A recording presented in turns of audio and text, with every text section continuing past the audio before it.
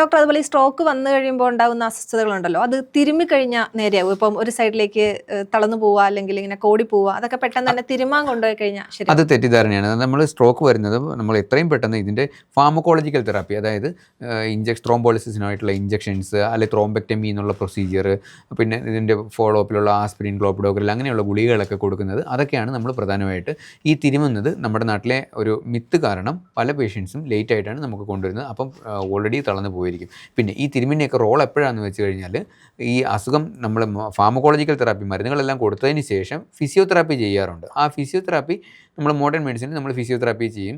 പഴയ കാലത്തുള്ള ആയുർവേദത്തിലൊക്കെ അവർ തിരുമ്മി ചികിത്സ അങ്ങനെയുള്ളതൊക്കെ ചെയ്യും. സോ അങ്ങനെ ഒരു ലേറ്റ് ആയിട്ടുള്ള ഒരു ഇയർലി ഫാർമക്കോളജിക്കൽ തെറാപ്പി കഴിഞ്ഞിട്ട് ലേറ്റ് ആയിട്ടൊരു റിക്കവറിക്ക് വേണ്ടിയിട്ട് ഈ തിരുമ്മും ഇതൊക്കെ കുറച്ചെങ്കിലും ഗുണം ചെയ്യും. ആയുർവേദിക് ട്രീറ്റ്മെൻറ്റും ഫിസിയോതെറാപ്പിയും ഈക്വൽ എഫിക്കസി ആണെന്നാണ് അടുത്തിടെയുള്ള പല പഠനങ്ങളും തെളിയിച്ചിട്ടുള്ളത്.